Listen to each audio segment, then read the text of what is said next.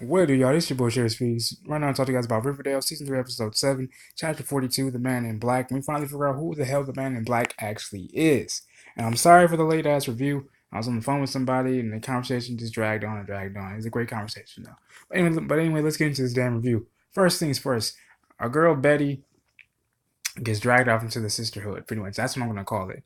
Where she's pretty much just she's being tested by the head sister, trying to break her psychologically. Sister, now last week we saw all the girls paint the Gargoyle King over and over again, and I thought it was just like because it's just what they physically just saw. But it comes to find out, the sisters administer this type of red candy, almost like a hallucinogenic. And it turns out, and when I was thinking, I was like, huh, you know what? Maybe it's just some sort of experiment. So then it turns out before Betty gets euthanized, before Betty gets psychologically altered, she goes into the infirmary and finds her file. And in her file, she learns that she's just basically a guinea pig, a test subject for a drug, a hallucinogenic drug. I think it's honestly a combination of jingle jangle mixed with some other substance, psychological and psychedelic substance.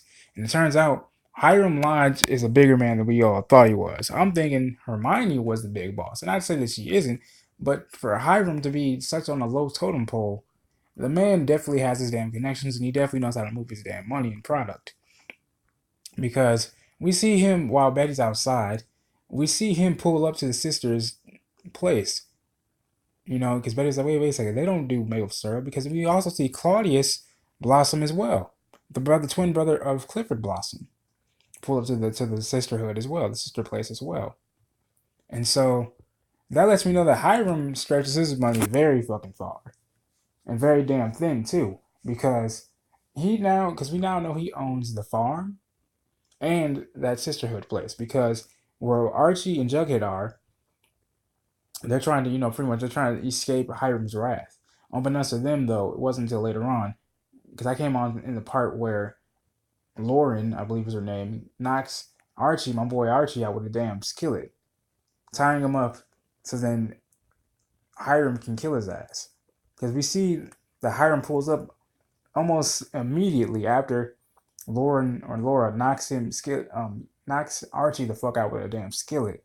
And when that happens, I'm thinking, oh shit, it's over for my boy Arch. Nope, not exactly, because my boy Jughead peeped the game. Because Lauren and her brother and her father worked for Hiram Lodge, which is why when Archie showed up there, it was a trap right there. So that lets you know that Hiram is extremely strategic and meticulous about the people he wants to get rid of. When you cross Hiram Lodge, he deads you, plain and simple. The man's definitely about his damn business. He's definitely about that damn life. So when Jughead and Archie escape once again, and I'm jumping for fucking joy, it makes me wonder about Betty because Betty went through it too. Now she sits down with the head sister and she's asking her, looking at, psychologically testing her, like, okay, what do you see in this? And then Betty's giving her bullshit answers, and we hear Betty's consciousness what her actual answers are. So she goes back to her room. Ethel becomes her roommate pretty much. Now, mind you, Ethel, is still under the influence of whatever hallucinogenic drug that Betty was put under at the very end of the episode.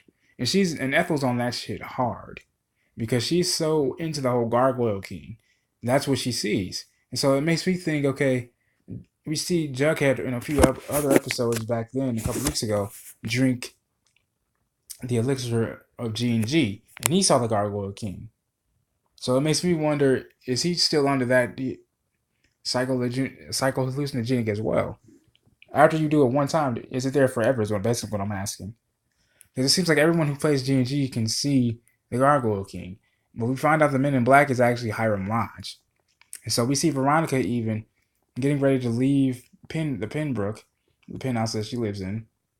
She reassures him, look, it's not about Archie. It's just I'm getting away from Dad. So we also learn that Veronica, her little speakeasy isn't making a lot of money, so she enlists the help of Elio is a big time gambler, just like his father did, according to Hiram Lodge. So before Veronica, tells Elio, "Hey man, come in, so we have a little casino night." She goes to her father. Better, I believe her father summons her and he tells her about, what he has planned. He was like, "Look, man, look, baby. Elio is trying to sneak you out. He's trying to lease you out because he thinks you weak. He thinks that you're weak without me by your side or behind you. So I'm gonna run you up on some game about how he's gonna play this.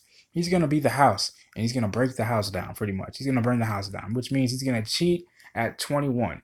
And just as I mentioned before, Hiram tells Veronica, look, this kid has a huge gambling problem just like his father. The higher the pot, the more he's gonna want to play. Very, very, very, very, very risky ass player. And Veronica took advantage of that. So she cheated.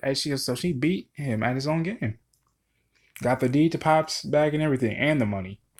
But then Pops tells her something, and I couldn't really hear it because something was interfering.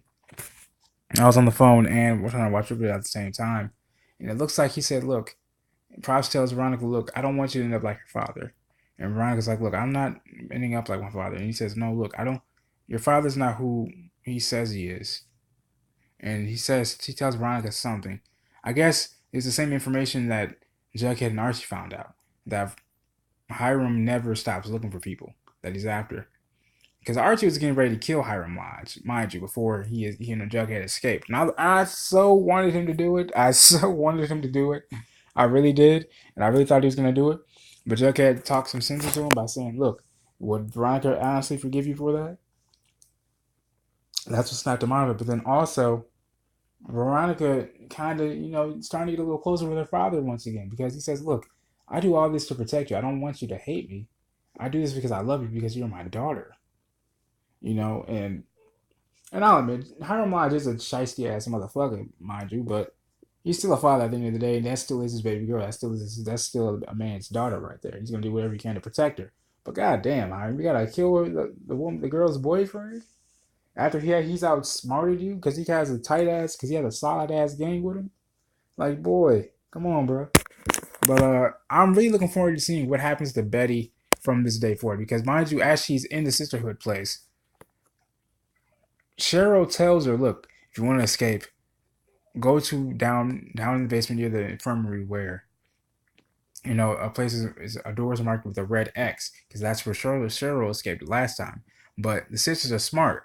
They boarded, or I should say, they had Hiram board up seal that door off because one of the girls said, look, well, the man in black always treats us. He always brings us amazing gifts. He always helps us out whenever we need it. Which is why we saw Claudius and Hiram pull up almost at the very same damn time. But unfortunately, our girl Betty went down.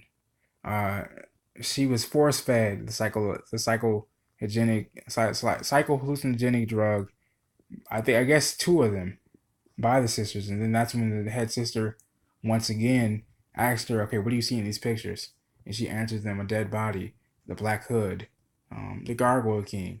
And then that's when she sees that the Gargoyle King appears right behind the head sister, and we hear Betty recite the prayer. Now, mind you, back when she was down in the basement in the infirmary, near the infirmary, we hear a girl scream, and she's basically being dragged in there and away from there. After seeing the Gargoyle King, we see the same thing happening with Betty after she takes the red tablets. And when that happens, she's thrown into a room where it's all red, and she sees the Gargoyle King because we hear her scream shriekingly. And I'm like, God damn, Ethel, God damn, you are really on this man's dick right now. You are really on the Gargoyle King like that. Shit. My God, I can't believe it. You damn snitch. But I look forward to seeing what happens next week. We see Jughead reunite with his mother for the mid-season finale and things of that nature. This has been your boy Share Speaks. So sorry for the late review. Make sure you guys hit that like button, hit that subscribe button. If you guys have any requests as to what videos you guys want to do next, please let me know in the comment section below. This has been your boy Share Speaks. I love you guys. God bless.